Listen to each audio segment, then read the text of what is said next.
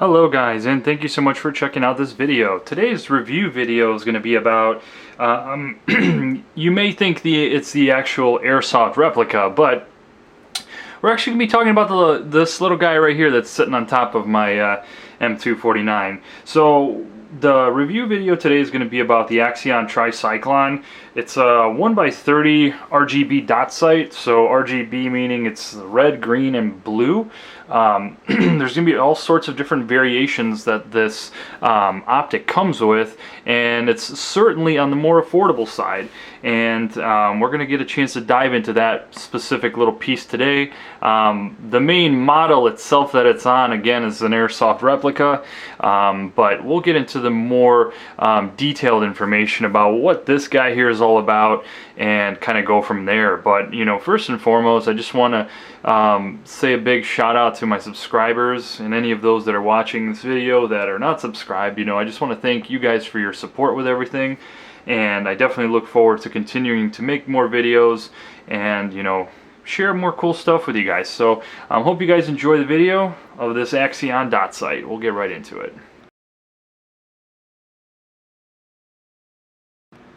Alright, so one thing I want to talk about as far as the build quality goes for the Axeon Trysyclon dot sight, it's actually pretty good. You know, this one is more on the affordable side when we're talking optics and, you know, dot sights and stuff like that.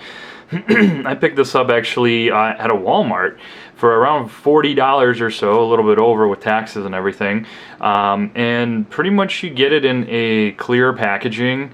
You open it up and you're going to notice that it's going to have a little bit of weight to it. It's definitely made out of all metal for the most part. All the components besides the actual apertures themselves are, you know, are metal. You got the caps, this is where the battery is housed, the elevation and windage knobs, the mount equipment is on there, the overall shell.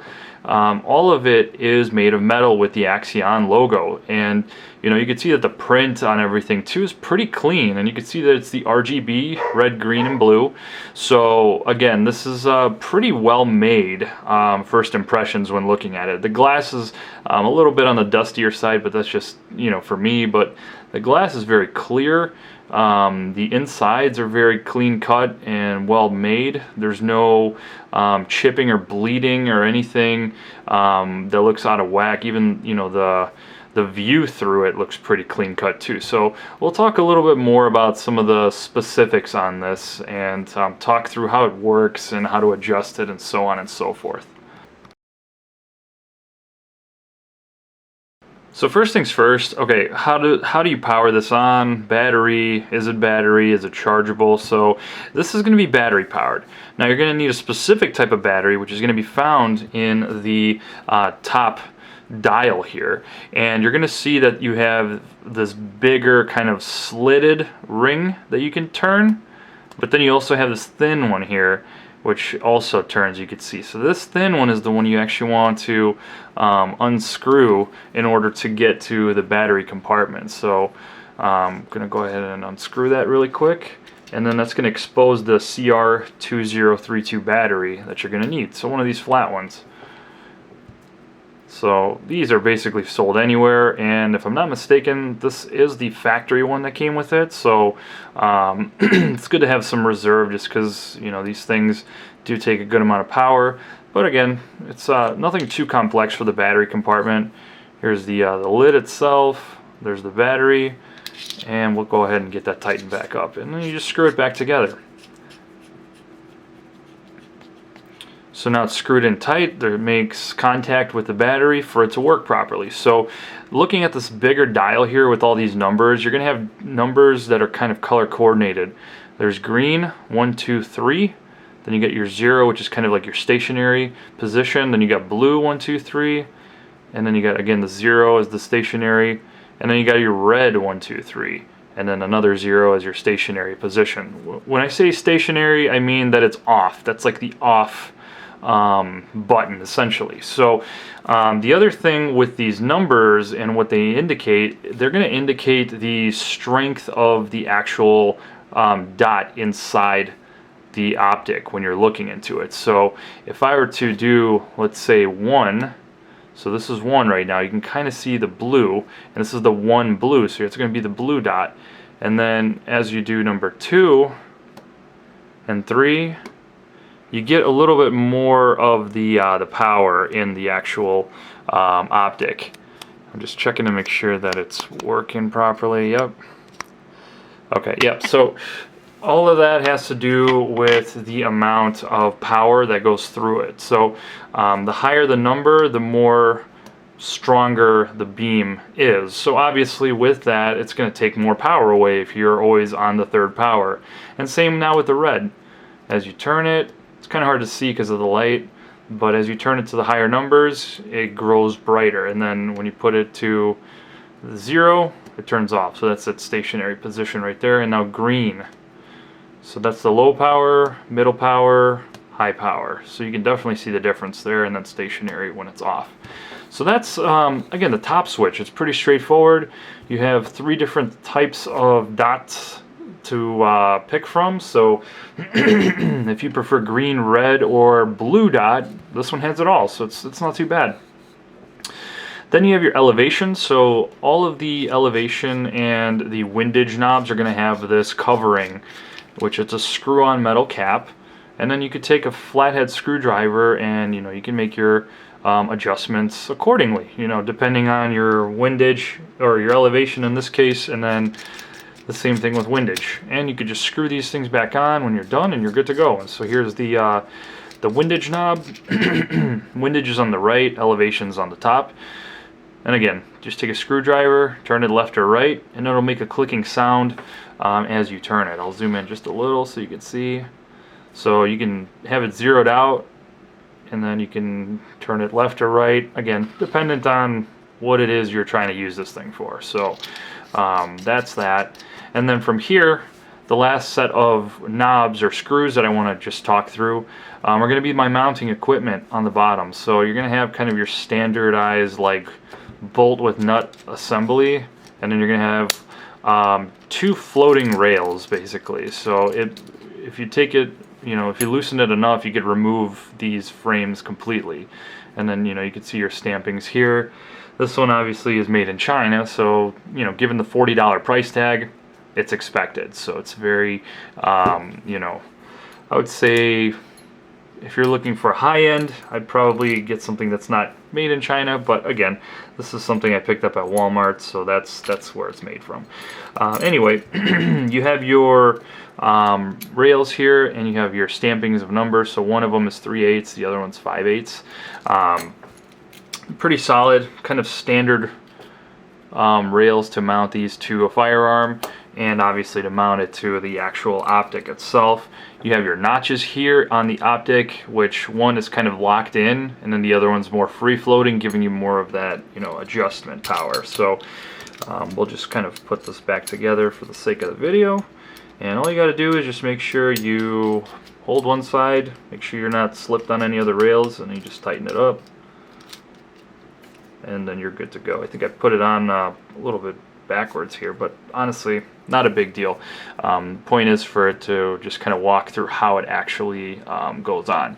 One thing to also note, I forgot to mention this, but the only other component here that's almost seems like plastic, but it's not, is this eye relief here.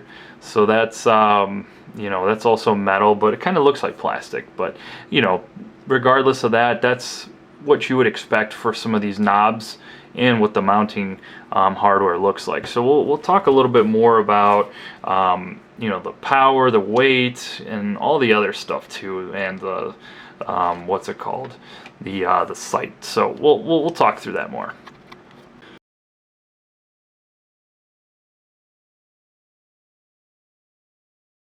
So now I want to talk through more of like that technical stuff. So the model itself is going to be the 3X RDS. So Axeon is the manufacturer. The model is the 3X RDS. It's a 1X power. It's 1X30 or 1 by 30 millimeters, which the 30 millimeters is the objective aperture. And then You know, as far as the length goes, it's not too big. It's about like 4 inches or so, and it weighs, I don't know, like half a pound or a little less than that. It's got some heft to it. All the metal components definitely add to the weight. So that's what it is. When it comes to, you know, the one click, it's 0.25 MOA. You know, it's not too bad. It's out of the box. It's pretty nice for the quality, for the pricing. It's definitely, you know, pretty affordable, cheap optic you can kind of go with. And I mainly went with this because I wanted it for airsoft, honestly. So I'm not really looking for anything too high end when it comes to airsoft optics. Just something that does the job. And I mean, you can kind of see, I will adjust this a little bit more so we can get an idea of what this thing's about. There we go. So there's a little bit of glare, but we'll try to see. So you can faintly see the laser lights there. So obviously the red and the green are going to be the ones that you can kind of see more than the blue, but it also could be strength of battery. So you got to be cautious of that too. If your battery is dying, these things are going to be a little bit more faint, or even on the highest power. One thing too that I really want to stress, because I've done this many times with these types of optics, when you're done using it, make sure you have it on the off position, which is that 0. So you have your little white ball there as your indicator of where it basically begins feeding power to the optic. So the 0 connecting with the white dot like this, if it's parallel to each other, it's off. It's going to drain your battery really quick if you forget to, you know, turn it off, especially if you leave it in the third power, which is giving you the most out of your, you know, your dot. That's going to eat up the most of the battery. So if you leave this thing on overnight, you'll probably notice that by the next day you'll have to get a new battery put in for it to be used in an efficient manner. But yeah, you know, that's a little bit more about the technical details and battery consumption and just overall battery usage. I did touch on, you know, with it being on for a whole day or whatever, this thing does have some pretty decent battery life. I think at one point I left this thing on for about a week, and although it was very, very faint, you could still see, you know, the dot illuminated inside the actual optic. So I was kind of impressed that it even survived, even to the point where it still showed some kind of coloring inside when I was looking down downrange with it. So yeah, it can last quite a while if it's consistently on, which definitely tells you that if you are careful with it as far as your battery efficiency and you turn it off each time and when you're done using it, the factory battery is going to last you quite some time. But like I said, you can also pick the spare battery at a Walmart. You know, it's a very common battery, so it's not one that's going to be, you know, a special order or anything like that.